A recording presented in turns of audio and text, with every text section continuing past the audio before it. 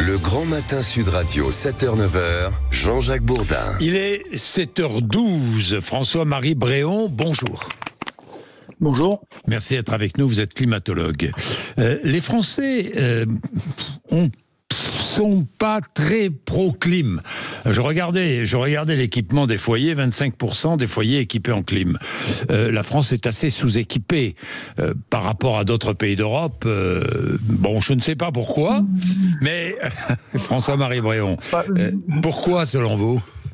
Une bonne raison, c'est quand même que la France, jusqu'à présent, n'a pas le climat de l'Espagne ou de l'Italie du Sud. Donc les besoins en équipement de clim de la France, avant le changement climatique en cours, ne nécessitaient pas de clim. Bon, maintenant, avec le changement climatique que nous vivons déjà aujourd'hui et qui est annoncé pour le futur par les climatologues comme moi, là, le besoin en climatisation va se faire sentir. On le voit ces jours-ci. Moi, l'école de mes enfants est fermée, par exemple. Je préférais que ce soit pas le cas.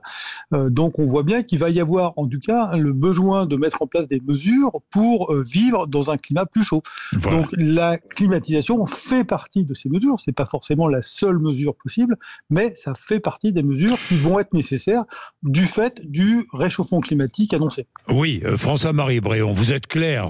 Je rappelle que vous êtes membre du GIEC. Je rappelle que vous êtes climatologue, un climatologue reconnu. François-Marie Bréon, c'est clair. Les épisodes de canicule que nous venons de vivre, que nous sommes en train de vivre, vont se multiplier. Le réchauffement climatique est bien là, contrairement à tous les sceptiques qui répètent qu'on a déjà connu comme ça des chaleurs, ce qui est vrai, mais aujourd'hui elles sont à répétition, ces chaleurs. Alors, d'abord, c'est quelque chose qui est annoncé par le GIEC depuis des décennies, qu'il va y avoir une augmentation de la fréquence des canicules. C'est quelque chose qui est observé.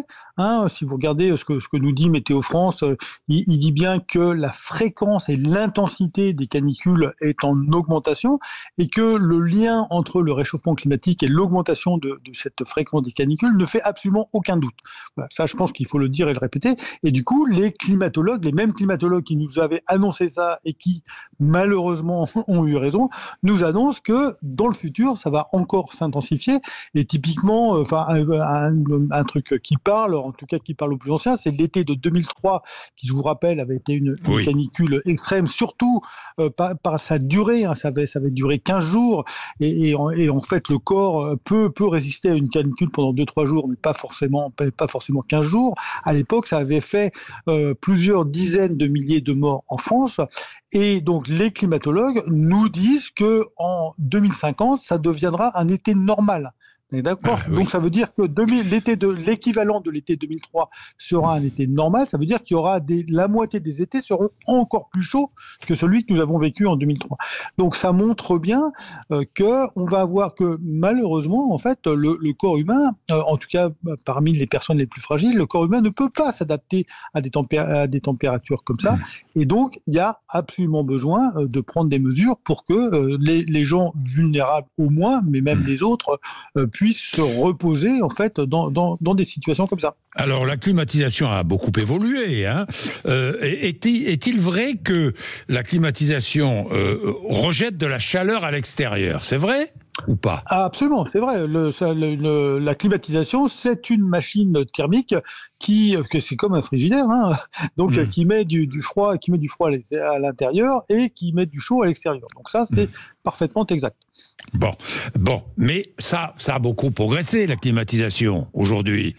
Ça a progressé pour deux choses. D'une part, les climatisations sont plus efficaces, c'est-à-dire que pour une quantité d'énergie donnée, elle va vous mettre plus de froid à l'intérieur et plus de chaud à l'extérieur. Oui. Et puis, surtout, il y avait un problème avec les climatisations du passé, c'est qu'elles utilisaient un gaz qui pour le coup, est un gaz à effet de serre extrêmement efficace. Et donc, en cas de fuite, lorsqu'il y avait des fuites sur ces appareils, ça contribuait à augmenter l'effet de serre. Et donc, c'est pour ça qu'il y a des nouvelles normes qui fait que ces fluides qui sont vraiment problématiques pour le climat sont maintenant interdits. Et donc, dans les nouvelles climatisations, les gaz qui sont utilisés sont beaucoup moins néfastes pour le climat. J'ai vu, par exemple, que le Qatar allait climatiser même les rues. Alors ça, c'est pas forcément... ça, c'est pas forcément quelque chose que je vais recommander. Là, pour le coup, on sait que le Qatar a une énergie abondante et pas chère et peut se permettre de faire un petit peu n'importe quoi. Voilà, donc là, pour moi, la climatisation que j'imagine dans le futur, c'est plutôt une climatisation bien pensée qui fait que dans son logement, on va avoir une pièce ou deux pièces dans laquelle on va pouvoir se reposer, faire face à des épisodes caniculaires extrêmes.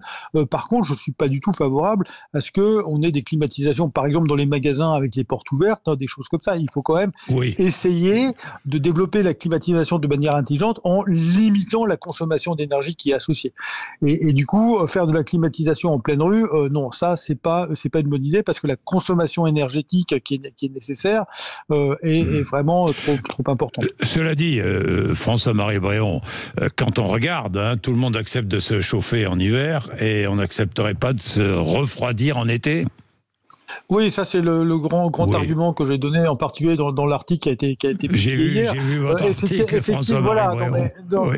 Donc effectivement, moi je trouve ça un peu curieux que il y a un certain nombre de gens qui sont très opposés à la climatisation, et pour moi il n'y a aucun argument objectif pour accepter le chauffage en hiver et refuser la climatisation en été. Et j'irais même un cran plus loin sur le fait que le chauffage, en fait, aujourd'hui, il est quand même beaucoup carboné, c'est-à-dire qu'il y a encore beaucoup de gens qui se chauffent avec des énergies fossiles, avec du gaz ou avec du fioul. Donc le chauffage, lui, pour le coup, il est néfaste pour la planète parce qu'il met du CO2 dans l'atmosphère.